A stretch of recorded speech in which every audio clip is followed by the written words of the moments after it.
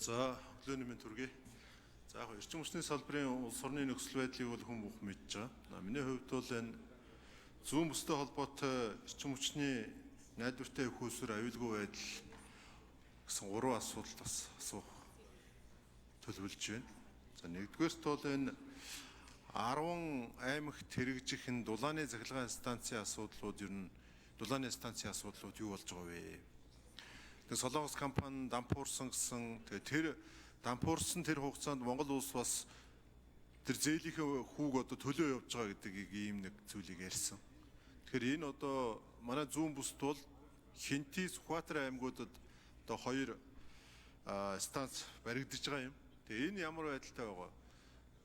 2 сарын өмнө ярихад бол нэг 5 сарын 12-нд гэхэд ер нь асуудал нь шийдэгдээд ажил цаашаа үргэлжлэнэ гэсэн ийм зүйлийг бас чуулганы хуралдаан дээр танилцуулж ирсэн юм. Тэгэхээр би энийг асуух гэж байгаа. Хоёрдугаарт өнөөдрийн энэ хэлэлцээр бол эрчим хүчний дамжуулах шугам баригдах ийм одоо зүйл. Ер нь манай зүүн бүсд бол Багнуур, Чой болсон чиглэлийн 220 кВт-ийн шугамын одоо ажил бол хийгдэхэд зураг төсөв бүх юм судалгаа юмнууд нь хийгдсэн байгаа. Тэгэхээр зүүн бүсэд бол эрчим хүчний их үүсвэрийн дутагдал бол огт байхгүй. Сая 50 мегаватт бас өнгөрсөн онд хөрсөх ерхий сайд байхдаа хийсэн энэ станц бол зүүн бүсийн их үүсвэрийг одоо ойрын хэдэн жилдээ бол сайн хангахаар байгаа. Одоо бидний өмнө тулгамдаад байгаа асуудал бол энэ шугамнууд байгаа. Мөн дээрээс нь Багнуураас Чой улсын чиглэлийн 220 кВт-ийн шугамын асуудал бас ямар төвшөнд явж байгаа вэ гэдгийг асуух байна. За 3 дугаарт энэ Доронт аймгаас бас Доронтын цахилгаан станцаас бидэнд асуулт тавиад байгаа. Ялангуяа ирэх үйл станцын хэвийн үйл ажиллагааг хангахад энэ нүүрсний үнийн ойлголцлууд байна. Эрчим хүчний зохицуулах зөвлөл дээр энэ үнийн асуудлыг бас яаж үзэж байгаа вэ? Уурхай станц хоёрын хооронд бол бас үнийн хоёр ч одоо бас санал дээр бас зөрүүтэй байдалтай байгаа юм байна. Тэгэхээр энэ дээр эрчим хүчний зохицуулах зөвлөл бас ямархуу байр суурь барьж байгаа вэ гэсэн үндсэн 3 асуулт тодруулъя гэж ингэж бодож байна. За баярлалаа.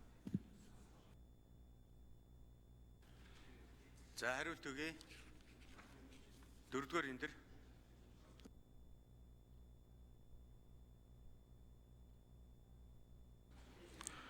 Идрот гишүүний асуултанд хариулъя. Эрчим хүчний яамнаас санхүү хөрөнгө оруулалтын газрын дарга хуйгцагт. За Багнуур, Өндөр хаан, Чой болсон чиглэлийн 220 кВт-ийн одоо цахилгаан дамжуулах агарын шугамыг бол барьж байгуулах хэрэгцээ байгаа. За энэ бол засгийн газрын үйл ажиллагааны мөрийн хөтөлбөрт туссан. За энэ шугамуудыг бол эренбэлж одоо улсын хөгжлийн төлөвлөгөө, эх онуудын төлөвлөлтөнд оруулах чиглэлээр яамнаас эрчим хүчний яамнаас саналаа, эдийн засгийн хөгжлийн яам болон сангийн яам, бусад энэ донор байгууллагуудад тавьж их усүрийг шийдвэрлэх чиглэлээр ажиллаж байна. За 10 аймгийн дулааны станц төсөл бол 2018 онд зээлийн хэлцээр байгуулад ингээд хэрэгжсэн. За гүйцэтгэгч компаниас болоод үүссэн хүндрлийн талаар бас өмнөх уралдаан дээр танилцуулагдсан. За ингээд 6 сарда багтаж бүгд найрамдах Солонгос улсад явж байгаа шүүхийн шийдвэр гармагц.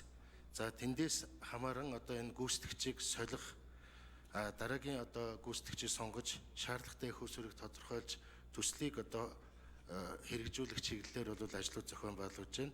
За энэ процессээс болоод бол нэг 6 сараас 1 жилийн хугацаатай хоцрогдол үүссэн. За анх бол 2026 оны одоо багтаан одоо ашиглалтанд оруулахаар төлөвлөж байсан. За 3 дахь асуултын хувьд бол Доронт бүсийн эрчим хүчний систем төрөмжт компани дээр нүүрсний одоо асуудал тулгамдсан юм хүндрэлтэй асуудал үүсэж байгаа.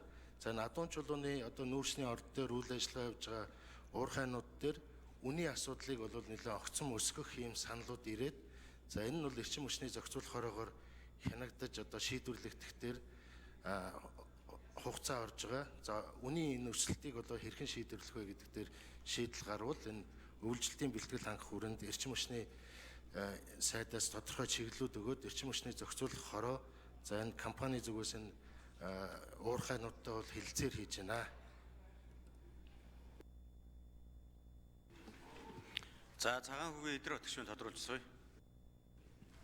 Тийм 10 аймгийн энэ станцыг барих ийм том төсөл дээр шалгарсан компани нэг 2 жил болоод дампуурчдаг.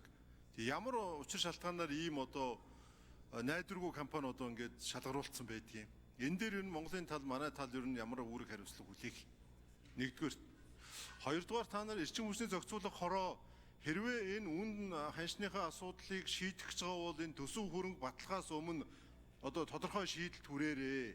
Тэгээ баталцсны дараа эсвэл төсвийн процесс явцсны дараа үн хань шөдөлдөг, уурхай үнэ нэмдэг, дагаад нөгөө хэрэглэгч нарын үн нэмэгдэх гээд байдаг.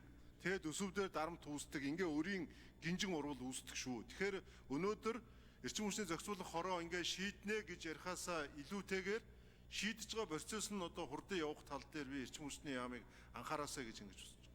Тэгэхээр тэр 10 бүхэл бүтэн 10 аймгийн станцыг барих тэр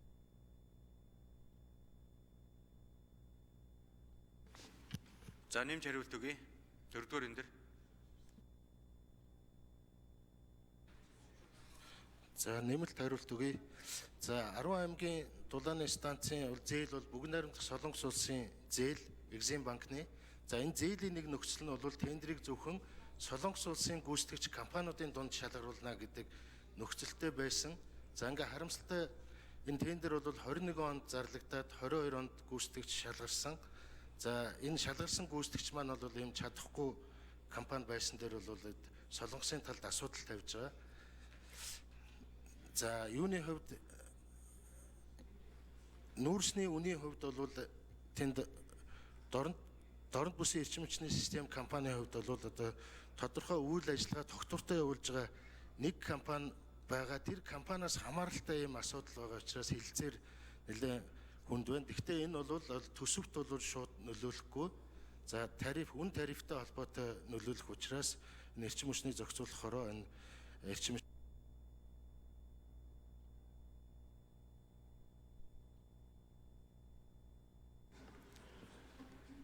За аюушийн ариун зэ гэх асуулт асууя.